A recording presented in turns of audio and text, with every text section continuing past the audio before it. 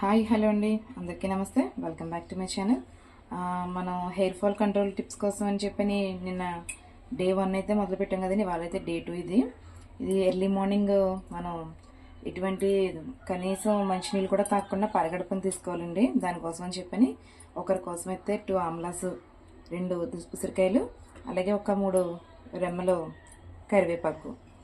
దీన్ని ఇప్పుడు మనం శుభ్రంగా వాష్ చేసుకుని చిన్న చిన్న పీసెస్ చేసుకుని వాటర్ యాడ్ చేసుకుని జ్యూస్ తయారు చేసుకోవాలి.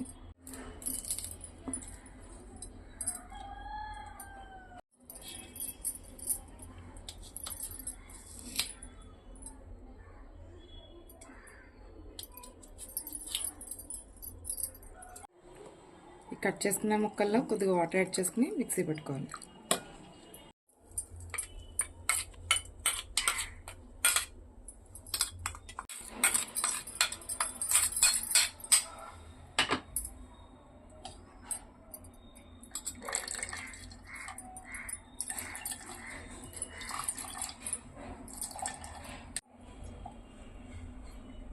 మళ్ళీ జ్యూస్ని వడకట్టుకుంటున్నానండి.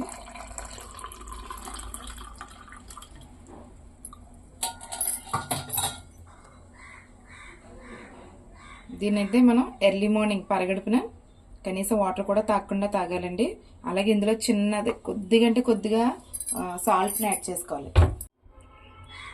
ఇంతేండి, చిన్నదంటే చిన్నది సాల్ట్ యాడ్ చేసుకోవాలి, టేస్ట్ బాగుంటుంది.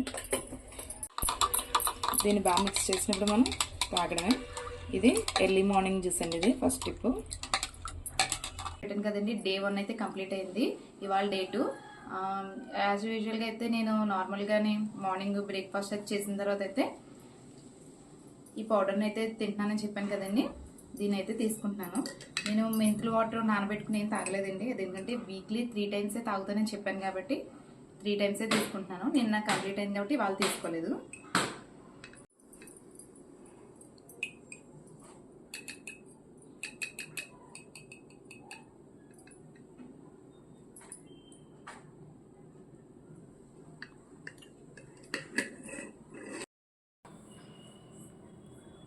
పౌడర్ అయితే తినేసానండి. అది కొంచెం థిక్గా ఉంటుంది కాబట్టి కొద్దిగా వాటర్ అయితే తీసుకుంటున్నాను.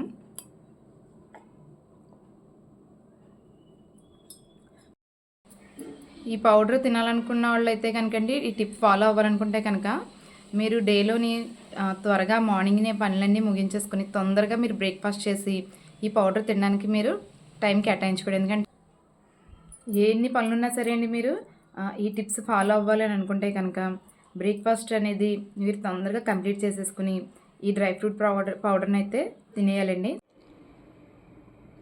చూసారు కదండి, మార్నింగ్ టిఫిన్ తర్వాత డ్రై ఫ్రూట్ పౌడర్ తీసుకున్నాం కదండి. దాని తర్వాత అయితే మళ్ళీ 12 to 1 లోపలైతే లంచ్ చేసేయాలి కాబట్టి భోజనం తీసుకున్నాను. అలాగే మనం చేసి పెట్టుకున్న కరివేపాకు పొడి,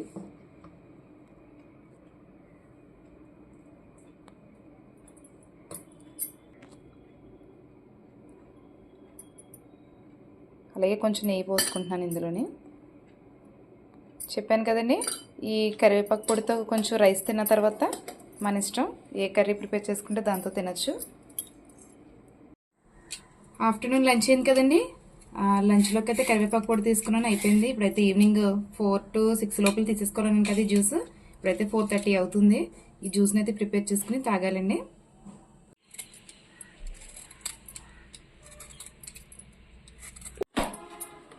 కదండి, జ్యూస్ని అయితే చేసుకున్నాను. ఇదైతే ఇప్పుడు తాగుతున్నాను.